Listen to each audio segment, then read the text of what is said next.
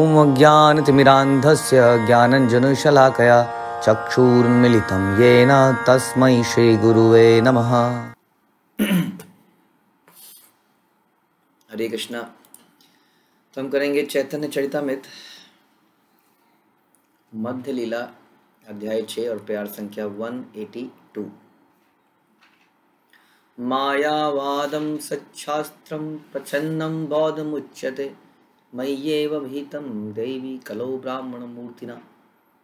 शिव जी ने भौतिक जगत की अधिष्ठाता देवी दुर्गा को बताया। दुर्गा जी से डिस्कशन हो रहा है। कलयुग में मैं एक ब्राह्मण का रूप धारण करके मिथ्या शास्त्रों के माध्यम से वेदों की व्याख्या नास्तिक ढंग से करूंगा, जो बौद्ध दर्शन जैसी होगी। ये पद्म पुराण उत्तरखंड 25.7 से लिया गया। बड़ी हमें सरप्राइज होता है कि वेदों में ऐसी ऐसी बातें हैं, लेकिन वो उजागर नहीं हो पाती हैं, क्योंकि व्यक्ति एक गुरु परंपरा को नहीं लेता है। अक्सर समाज में जो ज्ञान होता है बहुत ही ऊपरी लेवल का होता है, राइट। जो रियल इंटरनल चीज़ें होती हैं वो इंटरनल लोगों को ही पता चलती हैं। जैसे कि हम कोई सब्जेक्ट पढ़ते हैं, यदि हम उसको पढ़ते रहते हैं अपने आप से, तो उस सब्जेक्ट के बारे में हमें कई नॉलेज हो जाती है अपने आप पढ़ के। लेकिन जैसे हम किसी टीचर को एक्सेप्ट करते हैं तो हमें एकदम से रियलाइजेशन डिफरेंट होने लगती है। वो मीनिंग निकल के आते हैं जो आज तक कभी नहीं निकले थे, क्योंकि वो मीनिंग गुरु परंपरा में प्रिजर्व्ड है और उसी व्यक्ति को मिलेंगे जो उस परंपरा में आता है। जैसे हम कई बार बताते हैं कि मैं अपना खुद का एग्जाम्पल लूँ तो मैं इस परंपरा में आने से पहले लगभग 10 साल तक गीता पढ़ता था रोज़। लेकिन जैसे ही मैं आया, विद इन फ्यू डेज के अंदर इतने परिवर्तन और इतनी समझ में आई चीज़ें, बहुत सारे बिल्कुल डिफरेंट मीनिंग हम अपने आप जब पढ़ते हैं, माना प्रभुपाद के ही परपट पढ़ रहे हैं, फिर भी क्योंकि किसी गुरु परंपरा को धारण नहीं किया है, फिर भी वो चीज़ें वैसी समझ में नहीं आती है। जब आदमी को 10 साल में समझ नहीं आई, बार बार पढ़ के भी समझ नहीं आई, तो कैसे आएंगी। और जैसे ही वो गुरु परंपरा में आता है, उसको उसके रियल मीनिंग उजागर किए जाते हैं। इसी प्रकार से शास्त्रों का है, जैसे हम सुन ही रहे कैसी कैसी बातें हैं। ये श्लोक है, कितना ऐतिहासिक श्लोक है। अगर इसको मायावादियों को सुनाया जाए, क्या उनको ये मालूम नहीं है? क्या वो तो जानते हैं शास्त्रों को, है ना। ये पद्म पुराण में 2 श्लोक हमने जो आपको बताए, एक बताया उत्तरखंड से लिया गया 62.31 और ये लिया गया आपका उत्तरखंड 25.7। 2 श्लोक। पहले श्लोक में भगवान ने शिव जी से कहा कि आप वेदों की कल्पित व्याख्या कीजिए और मुझसे विमुख कर दीजिए। और आज शिव जी खुद ही बता रहे हैं उस ऑर्डर को एग्जीक्यूट करने के लिए में भी कह रहे हैं कि कलयुग में मैं एक ब्राह्मण के रूप में आऊँगा। शंकराचार्य एक ब्राह्मण थे। और क्या करूँगा? मिथ्या शास्त्रों के माध्यम से वेदों की व्याख्या नास्तिक ढंग से करूँगा। मिथ्या शास्त्र कौन से हैं? शारीरक भाष्य मिथ्या शास्त्र हो गए ना, वो सही मायने में शास्त्र नहीं है, लेकिन उसको मिथ्या खुद ही बता रहे हैं कि वो शास्त्र मिथ्या है, बोगस है, बोगस। और उसके माध्यम से मैं क्या करूँगा? नास्तिकता का व्याख्या करूँगा और लोगों को लगेगा कि मैं आस्तिकता के बारे में बता रहा हूँ। मैं एक्चुअली में नास्तिकता का प्रचार कर रहा हूँ। लेकिन अनलाइक बौद्धों ने तो क्लियरली स्ट्रेट अवे बोल दिया कि वेद, ये पुराणों को छोड़िए, मेरी शरण में आइए। लेकिन मैं क्या करूँगा? मैं तो उनको बहका दूंगा एक तरह से। हाँ, सबको ऐसा लगेगा कि वो शास्त्रों को मान रहे हैं, फॉलो कर रहे हैं, और उनको मालूम ही नहीं चलेगा कि वो नास्तिकता की तरफ जा रहे हैं। जैसा कि हम पिछले कुछ क्लास में बोल रहे हैं कि जिस चीज़ की डिमांड होती है उसी चीज़ की सप्लाई होती है। क्योंकि ऐसे सब स्टैंडर्ड चीज़ों की जब डिमांड होती है, कई बार कहते हैं कि इंडिया में हर चीज़ का डुप्लीकेट मिल जाता है, बस ठप्पा बदल लगा देते हैं किसी भी कंट्री का, किसी भी चीज़ का, किसी भी ब्रांड का। क्यों ऐसा होता है? आखिर ऐसा इसलिए होता है क्योंकि हमें उसकी आवश्यकता होगी। हमें क्यों आवश्यकता है भैया? वो ऐसे है कि ओरिजिनल वस्तु की प्राइस था 50 रुपये, आपको कोई कहता है देखो जी सेम ब्रांड में 10 रुपये में दे दूँगा, आप कहते हैं बहुत बढ़िया है। और इस तरह से हम चीट हो जाते हैं। तो इसी तरह से जब हम आध्यात्मिकता में आते हैं तो कोई हमें बोलता है कि आपको गुरु की आज्ञा का पालन करना पड़ेगा। नहीं, चलो ये तो बात की बात है, पहले आपको ये नहीं खाना होगा, आधे तो उसी में गिर जाते हैं। कुछ कहते हैं चलो जी खाने पीने का कर लेते हैं, फिर ये नहीं नशा भी नहीं करना है। उसके बाद आपको सवेरे उठ के जल्दी उठ के माला करनी है, आधे लोग उसमें गिर जाते हैं। उसके बाद धीरे धीरे ये बताया जाता है कि आपको अपने गुरु की बात एज इट इज़ माननी है, उसमें तो अक्सर सारे ही समाप्त हो जाते हैं। जब वो सुनते हैं भक्ति विनोद ठाकुर का गाना आमी तुम्हारा कुकुर, तो उसमें कुछ बचे कुचे जो होते हैं वो भी चले जाते हैं, कुत्ता बनना पड़ेगा। भक्ति विनोद ठाकुर इज सेइंग कि मुझे अपना डॉग बना लीजिए, आपके घर में कोई आएगा तो मैं उस पर भौंकूंगा ताकि आपको नुकसान ना पहुंचा दे। तो ये जो वैष्णव फिलॉसफी सुन के it is very difficult, only pure souls can do, जिन्होंने अपना ईगो को, अपनी प्राथमिकताओं को, अपनी इंडिपेंडेंट नेचर को समाप्त कर दिया है, वही इन गोस्वामियों को फॉलो कर सकते हैं। इट इज़ वेरी, ये गोस्वामी सिंपल नहीं है। हम उसमें भक्ति रसामृत सिंधु में इत्यादि में पढ़ते हैं कि हमें व्रज के किसी भक्त को फॉलो करना चाहिए। लोग क्या करते हैं, व्रज में जाके किसी को फॉलो करने लगते हैं अपना संप्रदाय छोड़ के। वो कहते हैं ये वाले महाराज हैं, ये वाले महाराज हैं। एक ऐसे महाराज हैं, नाम तो हम क्या बताएं, जिन्होंने बोला कि मैं चैतन्य महाप्रभु हूँ। आप जानते हैं, आपको पता था इस बात का कि चैतन्य महाप्रभु की भी इनकारनेशन हो चुकी है। वो कहते हैं कि मैं स्वयं चैतन्य महाप्रभु हूँ। कितने अभागे हैं वो लोग जो ऐसे गुरुओं के चक्कर में पड़ जाते हैं। वो कहते हैं कि प्रभुपाद जो है ये थे वो थे, प्रभुपाद भी एक ठीक है मंजरी है, मैं तो स्वयं चैतन्य महाप्रभु हूँ और आप ऐसा ऐसा करिए। प्रभुपाद ने कई चीज़ों के बारे में नहीं बताया, साक्ष्य रस के बारे में कहाँ बताया, ढंग से गोपियों में गोपी बनना कैसे है ये कहाँ बताया। तो इस प्रकार से हम पद भ्रमित हो जाते हैं। इट इज़ वेरी डिफ़िकल्ट, ये मैं बताने की कोशिश कर रहा हूँ कि गुरु परंपरा में जब हम आते हैं तभी ऐसी बातों का पता चलता है और रियलाइजेशन होती है। अदरवाइज हम ऐसे श्लोकों को पढ़ के निकल भी जाते हैं लेकिन वही रियलाइजेशन नहीं होती। तभी तो कहते हैं यस्य देवे परा भक्ति यथा देवे तथा गुरु। ये श्लोक प्रभुपाद कहते थे सबसे महत्वपूर्ण श्लोक है, यस्य देवे परा भक्ति, कि जिसके अंदर भगवान और गुरु के प्रति अटूट श्रद्धा है उसी को वेदों के अर्थ समझ में आएंगे। अदरवाइज सो कॉल्ड बोलने वाले तो बहुत हैं संसार में, इधर से सुना और दूसरे को बोल दिया और खुद भी बन गए। लेकिन वास्तविक मुश्किल है श्रील भक्ति विनोद ठाकुर की तरह कुकुर बनना, dog of spiritual master. The quality of a dog is that he is very loyal, बहुत लॉयल होता है। वो ये नहीं करता कि हाँ अब ये ज्ञान आपसे मुझे प्राप्त हो गया है, अब थोड़ा ऊपर जाने दो गुरु जी, आपकी तो लिमिट है एक, आपकी लिमिट है, आप बच्चे हैं या आप मरने वाले हैं, बूढ़े हैं, दोनों स्थिति में आप क्या बताएंगे हमें काफ़ी इतना तो पता चली गया है, अब हम उड़ सकते हैं। आपने थोड़ा सा पर में थोड़ी जान दे दी है, फिर वो ढूंढते हैं वो कहते हैं व्रज के किसी व्यक्ति को फॉलो करें, चैतन्य महाप्रभु की इनकारनेशन, इनको क्यों ना फॉलो किया जाए। एक सेकंड,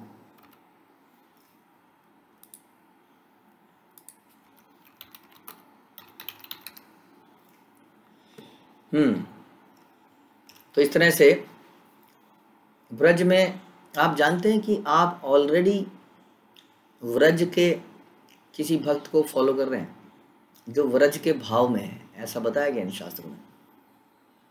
कौन है वो आप जानते हैं? वो बताना चाहेगा कि आप किस व्रज के व्यक्ति को फॉलो कर रहे हैं।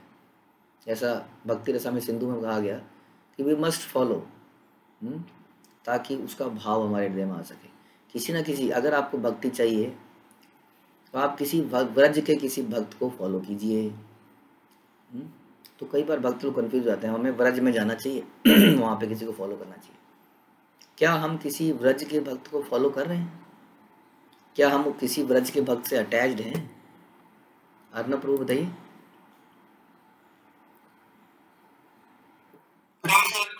हरे कृष्ण प्रभु। ओके, तुलसी महारानी। नेहा भारद्वाज माता जी, आप बताइए।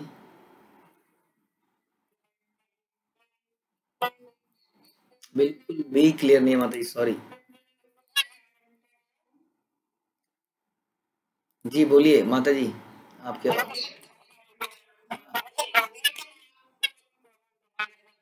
ओके। महावीर स्मरण प्रभु बोलिए। हाँ।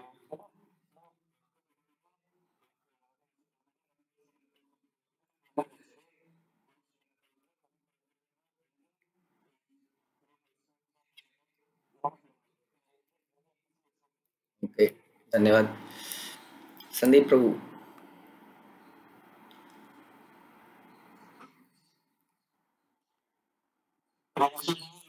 जी। अच्छा अच्छा।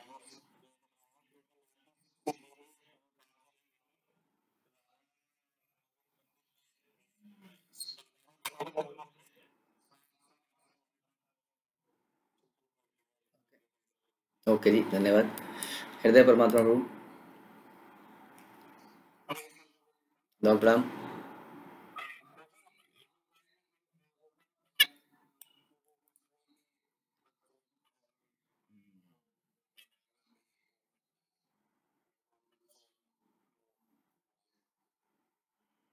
ओके, धन्यवाद। यही करेक्ट आंसर है। व्रज में रहने से व्रजवासी नहीं बनते हैं ना। कोई अगर वृंदावन में रहता है तो ऐसा नहीं है व्रजवासी। यही तो कन्फ्यूजन है हम भक्तों में हो जाती है कि हम अपनी परंपरा को छोड़ के इधर उधर डोलने लगते हैं। That is the problem. कैसे कुकुर, अभी आपने कुत्ते को देखा है कभी कि कुत्ता जो है किसी और के मालिक के यहाँ पे खाना खाना चला जाए? कुत्ते के अंदर एक क्वालिटी है कि वो अपने मालिक के यहीं पर खाता है बस।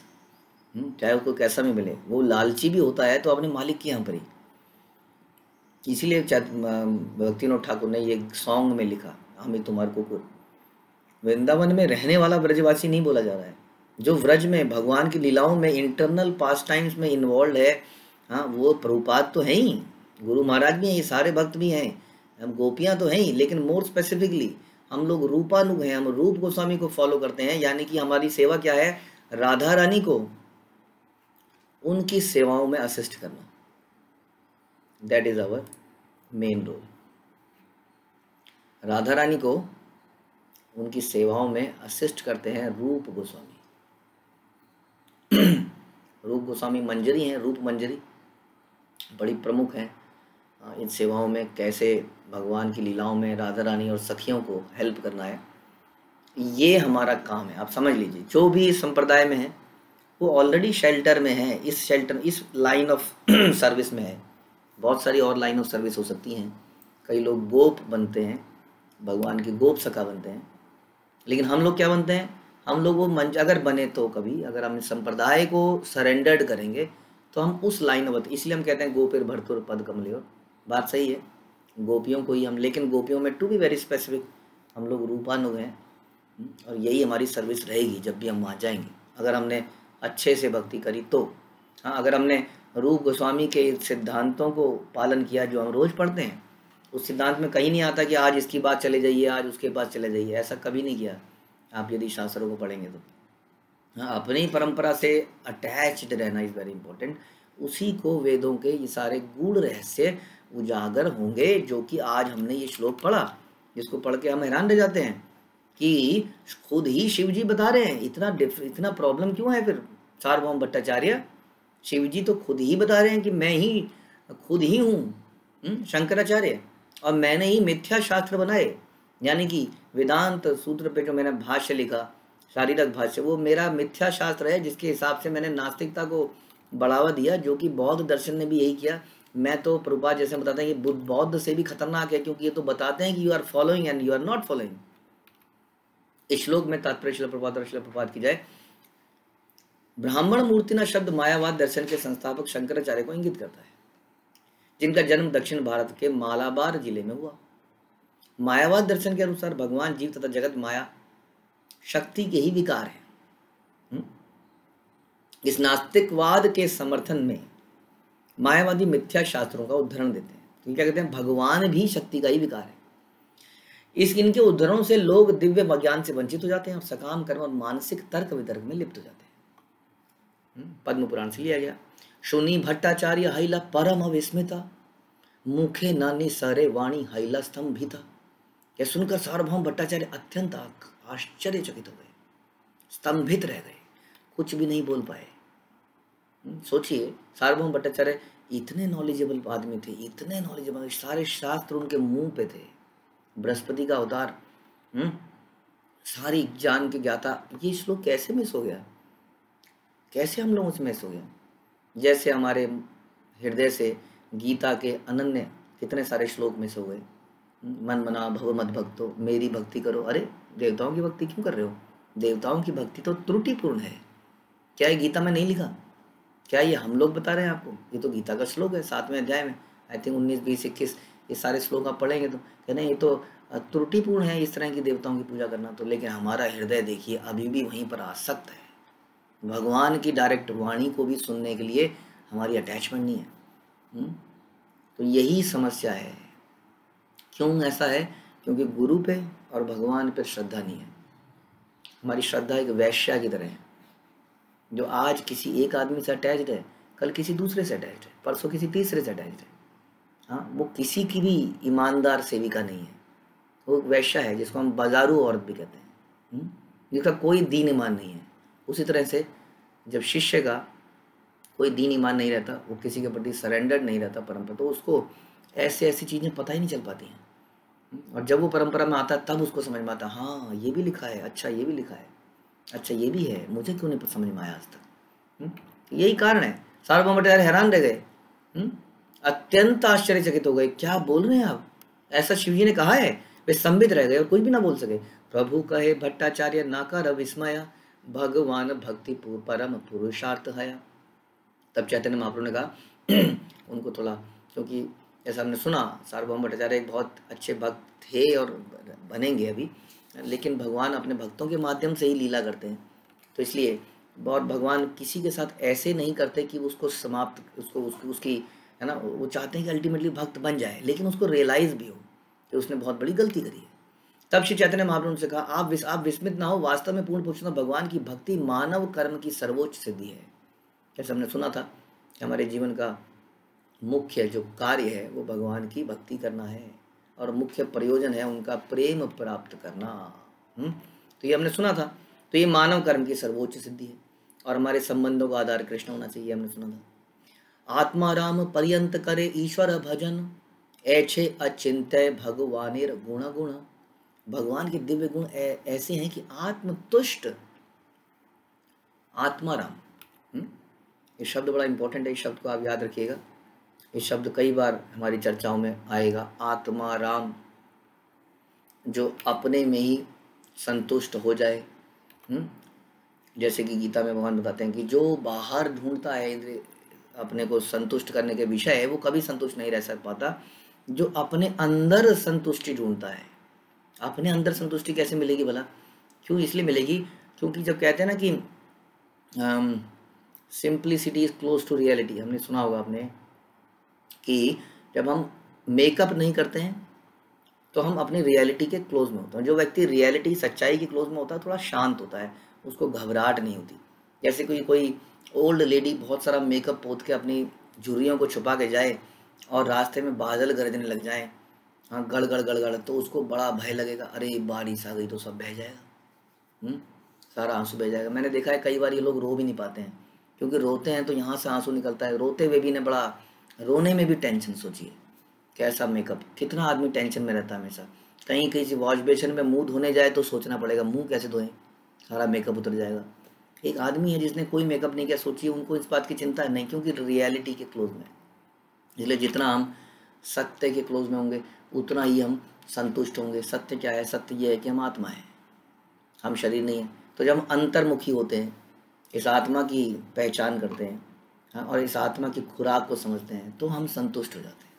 लेकिन जब हम बाहरी मुखी होते हैं, शरीर को देखते हैं कि ये मैं शरीर हूँ और इस शरीर की ज़रूरतों को पूरा करते हैं, तो हम हमेशा परेशान रहते हैं, क्योंकि हम शरीर नहीं है। इसलिए वही व्यक्ति आत्मतुष्ट हो सकता है जो इंटरनल सुख ढूंढता है, आत्मा के लेवल पे सुख ढूंढता है। लेकिन भगवान के बारे में क्या कहते हैं? भगवान तो टोटली आत्म संतुष्ट है। हाँ, उनको किसी चीज़ की आवश्यकता नहीं है, क्योंकि वो हर चीज़ अपनी इच्छा से पैदा, उनकी इच्छा करते हैं और मटेरियल जगत बन जाता है। जैसे एक मालिक इच्छा करता है, हाँ, कि कल हमें इस जगह पर एक नई फैक्ट्री, हाँ, खोलनी है।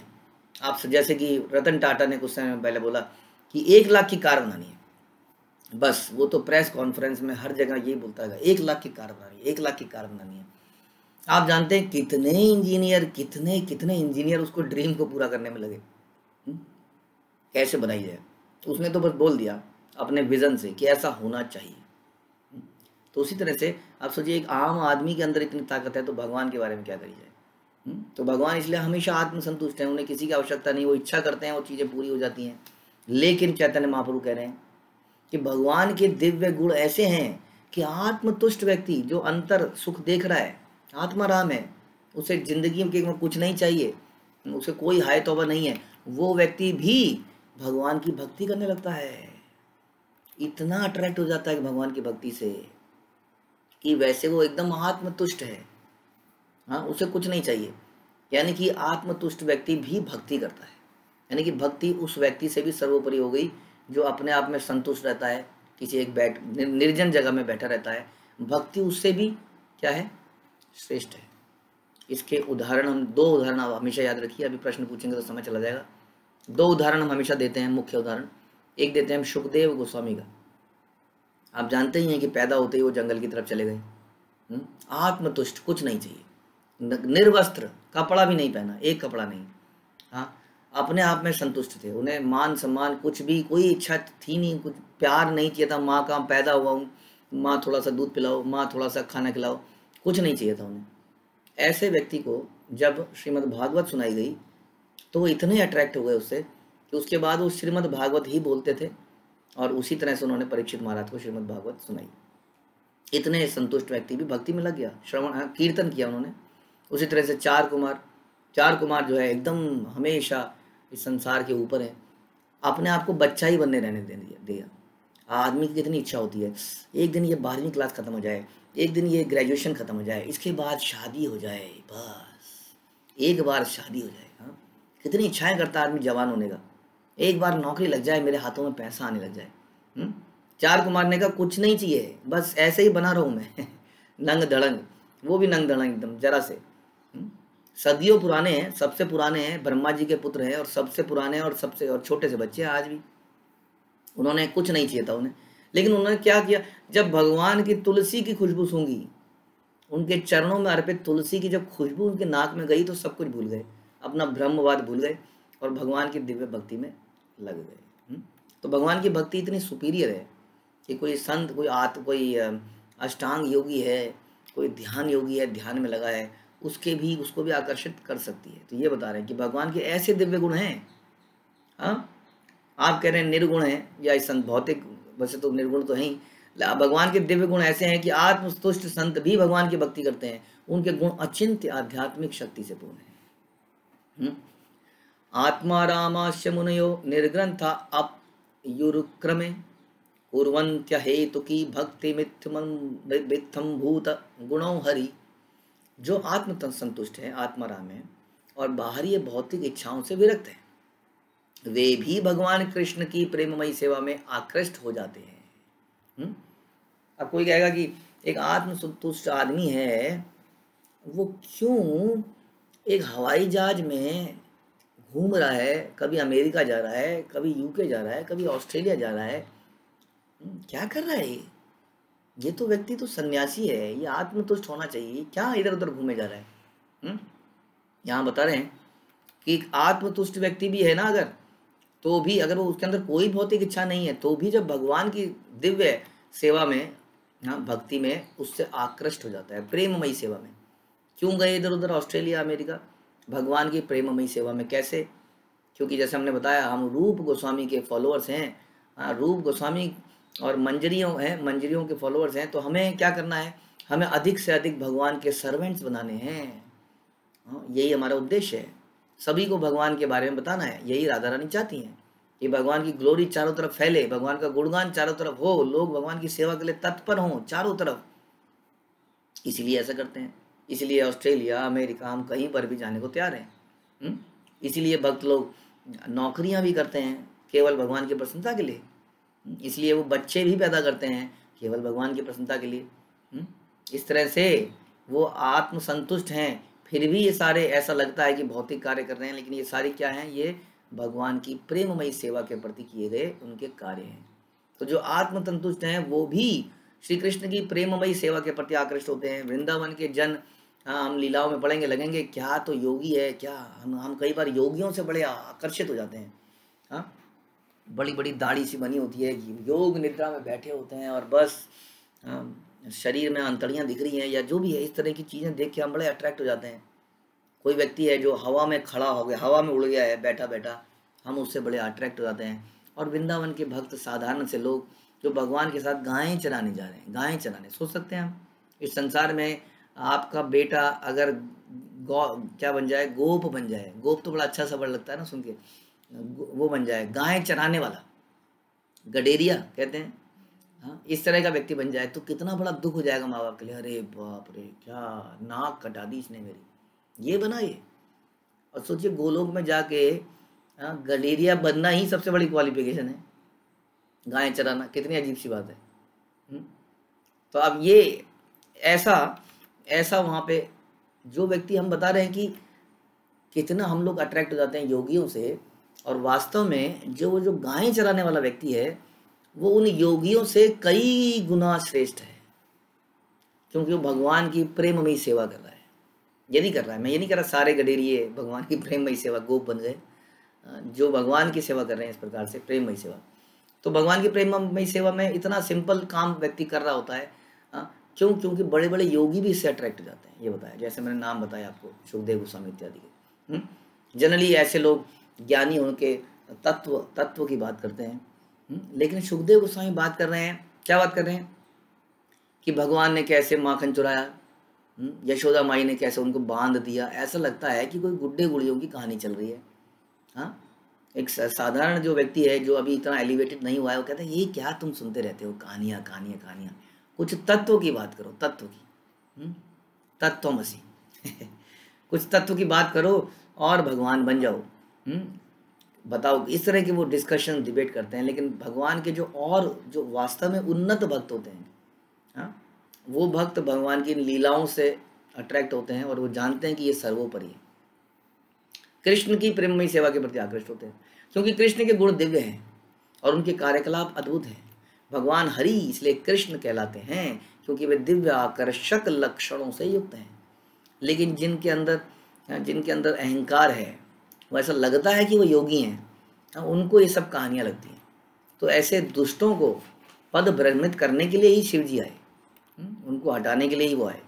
तो ये श्लोक जो है श्रीमद् भागवत से लिया गया 1.7.10, इसको सुप्रसिद्ध फेमस आत्माराम श्लोक कहते हैं।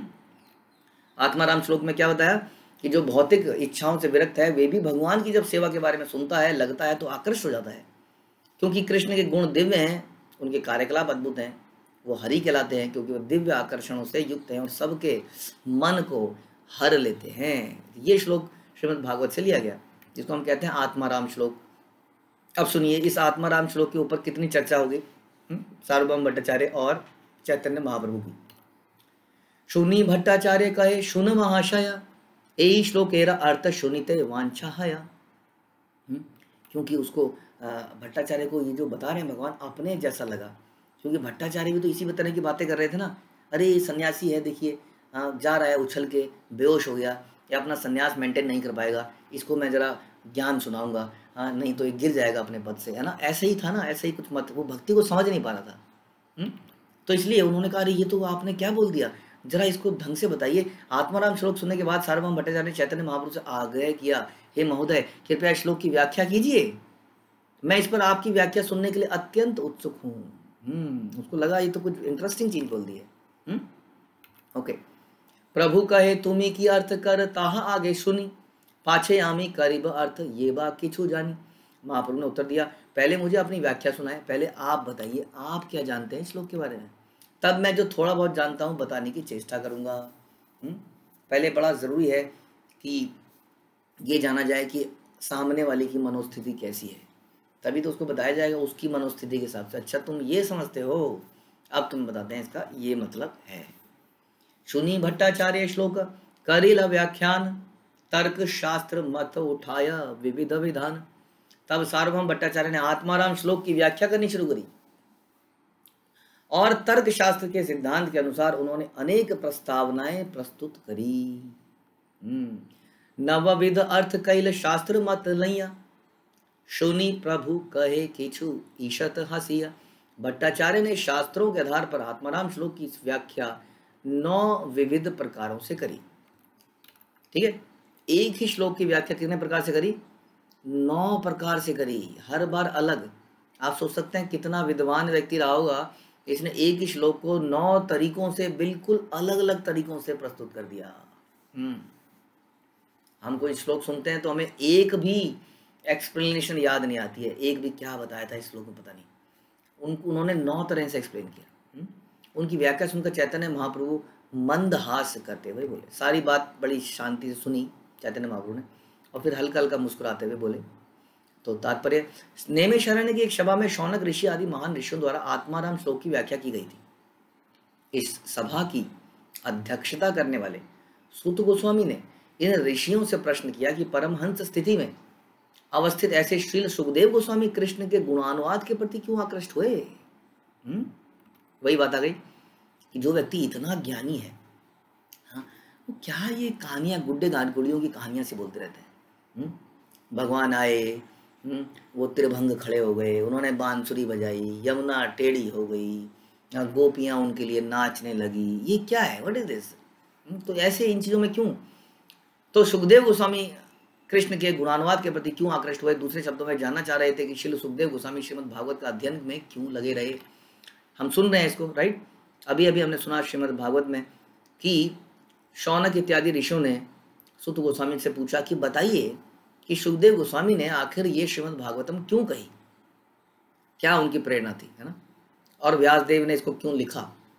तो यही सारी चीज़ें हम आजकल भागवत में ही पढ़ रहे हैं, तो यही सब यहाँ पे जानना चाह रहे हैं। तो भट्टाचार्य जानी तुम्ही साक्षात बृहस्पति, शास्त्र व्याख्या करीते ऐसे करो ना ही शक्ति। चैतन्य महाप्रभु ने कहा, भट्टाचार्य आप साक्षात स्वर्गलोक के पुरोहित बृहस्पति के समान हैं। निसंदेह इस जगत में शास्त्रों की ऐसी व्याख्या करने की शक्ति किसी और में नहीं है जो आपने करी। इतना ज्ञानी व्यक्ति भी अब जब भगवान से सुनेगा तो देखिए उसको लगेगा जैसे अभी वो विस्मित हो गया, अच्छा शिव जी ने ऐसा कहा। अब चैतन्य महाप्रभु उसको थोड़ा सा पुचकार रहे हैं यहाँ पर कि आप साक्षात बृहस्पति हैं। इतनी व्याख्या कोई और नहीं कर सकता है। कितनी किसमें शक्ति है जो आपने 9 प्रकार से एक ही श्लोक को समझा दिया। किंतु तुम्ही अर्थ कैला पांडित्य प्रतिभाया, इहा वही श्लोकेरा आचे आरो अभिप्राय। हे प्रिय भट्टाचार्य, आपने अवश्य ही श्लोक की व्याख्या अपने विस्तृत पांडित्य के बल पर करी है, किंतु आप जान लीजिए कि इस पांडित्यपूर्ण व्याख्या के अतिरिक्त इस श्लोक का अन्य तात्पर्य भी है। यही हम प्रारंभ में डिस्कस कर रहे थे कि हम चीज़ों को यथारूप में नहीं समझ पाएंगे यदि हम अपनी बुद्धि पर, हाँ, आजकल हमने गूगल को गुरु बना दिया, हर किसी ने गूगल को गुरु बना दिया है। यूट्यूब हमारे गुरु बन गए हैं। कोई चीज़ जानकारी लेनी है तो ठीक है, ये लेक्चर आप यहाँ से सुनिए, देखिए, अभी देखिए, ये देखिए यूट्यूब में ये लेक्चर यहाँ पर भी है, ये लेक्चर यहाँ पर भी है। वाकई में हम गुरु से ज्ञान बढ़ाने के लिए नहीं सुनते हैं, हम तो उनकी सेवा करते हैं। हमारा सुनने का पर्पस ही कैसे गुरु को प्रसन्न किया जाए। हमारा ध्यान रखिए, हमारा पर्पस क्या है? हमारा पर्पस श्रवण का, पठन का, कीर्तन का केवल गुरु और कृष्ण को प्रसन्न करना है, ना कि नॉलेज लेना है। जो इस प्रकार चलता है उसी को वेदों के ये जो अर्थ हैं वो उजागर होते हैं, नहीं तो अर्थ नहीं होते। देखिए इन्होंने 9 तरीके की व्याख्या कर दी। चैतन्य महाप्रभु कह रहे हैं अभी आपको असली मतलब तो पता ही नहीं है, आप पता नहीं कई सारी व्याख्या कर दी आपने, लेकिन अब मैं आपको व्याख्या करके वास्तव में सुनाऊंगा कि क्या इसकी व्याख्या होनी चाहिए। उसी प्रकार से हम बोलते हैं कर्मण्येवाधिकारस्ते मा फलेषु कदाचन। तो एक महिला ने इस श्लोक को सुना, उसको श्लोक को क्या समझ में आया, अच्छा माँ फलेषु कदाचन, फल की चिंता ही नहीं करनी है, फल तो भगवान अपने आप देंगे, डोंट वरी। उन्होंने सब्जी को कढ़ाई में रखा और इधर से मिर्ची उठाई, इधर से हल्दी उठाई, ऐसी मुट्ठी में, माँ फलेषु कदाचन, थप थप थप। हाँ, फल की चिंता मत करो। हाँ, नमक उठाया, माँ फलेषु कदाचन, मिर्च उठाई, माँ फलेषु कदाचन, हल्दी, माँ फलेषु कदाचन। थोड़ी देर में वहाँ पे मसाला ही मसाला इकट्ठा हो गया। और उसके बाद उसके पति ने कहा फल तो मैं देता हूँ तेरे को, आप थोड़ी इधर आ दो पहले, हम फल देते हैं तुम्हें। माँ फलेषु कदाचन, फल की चिंता क्यों करनी है? फल तो भगवान देंगे। ऐसा ऐसी डेफिनेशन हो जाती है। हाँ, माँ फलेषु कदाचन। लोग कहते हैं बिजनेस खोलेंगे, बड़े से बड़ा बिजनेस खोलेंगे, माँ फलेषु कदाचन, चिंता नहीं करेंगे फल की। क्यों? अरे मेहनत करेगा तो फल तेरे को ही मिलेगा बेटा, चिंता क्यों कर रहा है? भगवान देंगे तेरे को, देंगे, तू मेहनत कर, मेहनत कर, फल की चिंता मत कर, फल तेरा ही है, कहीं नहीं जाएगा। हाँ, नहीं तो सीधी उंगली से नहीं निकलेगा तो टेढ़ी से करके निकालेंगे, लेकिन फल तो ले ही डालेंगे। फिलहाल तू फल की चिंता मत कर, मेहनत कर, मेहनत कर। ऐसा कई लोग इस श्लोक के आधार पर अपने बच्चों को गाइड करते हैं। हाँ, कि चिंता, बच्चे कहते हैं बड़ी चिंता हो रही है पापा, क्या मैं कर पाऊंगा? हाँ, बेटा माँ फलेषु कदाचन, तू मेहनत कर, सोच मत। क्यों? क्योंकि रिजल्ट तो तेरे पास आएगा ही। हाँ, वहाँ पे आगे श्लोक में बताया कुछ और ही गया है, बिल्कुल ही डिफरेंट चीज़ बताई गई है। वहाँ भगवान बता रहे हैं कि फल पे तुम्हारा अधिकार ही नहीं है।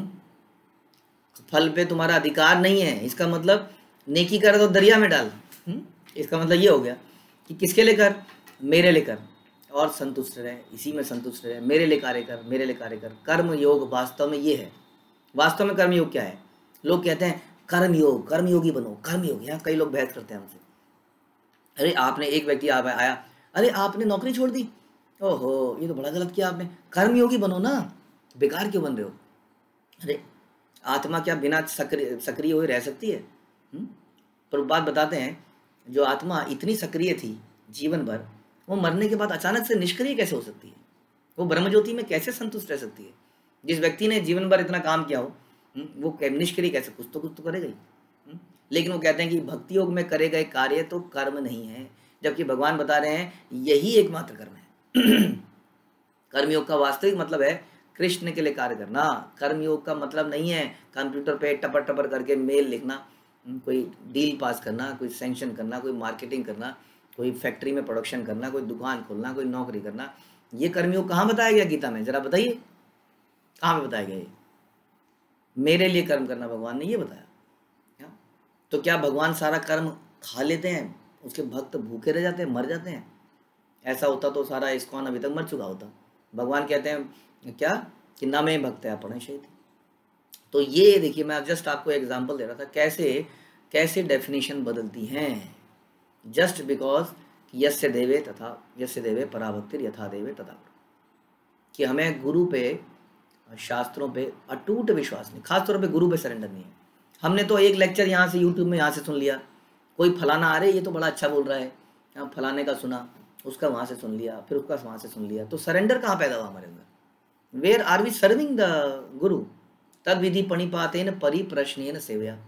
भगवान कहते हैं गुरु मानिए, लेकिन गुरु की किस लिए? उसकी सेवा कीजिए, उनको संतुष्ट कीजिए, तो हमें कृपा मिलेगी। जैसे हमने सुना कि हम रूप गोस्वामी के वंशज हैं, हम उन्हीं के पद चिन्हों पे चल रहे हैं। चैतन्य महाप्रभु ने एक बार बोला, रूप तुम वृंदावन जाओ और वृंदावन में ये कार्य करो। क्या रूप गोस्वामी नहीं कह सकते? नहीं नहीं नहीं, Chaitanya Mahaprabhu please please please please please अपने साथ रख लो, अपने साथ रख लो, अपने साथ रख लो। बोला उन्होंने ऐसा? रूप है, सनातन है, पूरा जीवन उन्होंने वृंदावन में लगा दिया भगवान की सेवा में। इसको कहते हैं follower. This is how we have to become गोपिर भर्तुर पद कमल। तब हमें ये अर्थ निकलेंगे, नहीं तो ये अर्थ का अनर्थ हो जाएगा। जैसे उस लेडी ने बोला माँ फलेषु कदाचन। हाँ, आपकी पत्नी घर को ऐसे करने लग जाए, खाना इस तरह से बनाने लग जाए कि फल की चिंता क्या करनी है, जैसा बनेगा खा लेना, डाल रही हूँ बस सब चीज़ें एक साथ डाल दूंगी और एक साथ सीटी मार दूंगी, सब कुछ एक साथ उबाल दूंगी, निकाल देना। Then but when we cook for Krishna, अब डिफरेंस क्या है? जब हम कृष्ण के लिए कुक करते हैं तो माँ फलेषु कदाचन, यस, ये खाना मेरे लिए नहीं है, ये भगवान के लिए है, इसका ये अर्थ हुआ। लेकिन अगर ये भगवान के लिए है तो कितनी परफेक्शन से बनना चाहिए? एक बिल्कुल परफेक्शन से बनना चाहिए, क्योंकि ये भगवान के लिए, ये मेरे लिए है ही नहीं। ये इसका वास्तविक अर्थ है जो हम परंपरा से सुनते हैं। तो इसलिए यहाँ पर चैतन्य महाप्रभु बताते हैं कि इसके अन्य तात्पर्य भी हैं। तो हमने बहुत सारी व्याख्याएं कर दी, अब जो है अन्य तात्पर्य भगवान बोलना शुरू करेंगे। आप देखेंगे कि भगवान कितने तरह की व्याख्याएं करेंगे और सार्वभौम अगले काफ़ी समय तक सुनता ही रह जाएगा और वो हैरान हो जाएगा और अल्टीमेटली भगवान के नतमस्तक हो जाएगा। बट इसके लिए थोड़ा और इंतजार करिए। श्री चैतन्य चरितामृत की जय, श्रील प्रभुपाद की जय।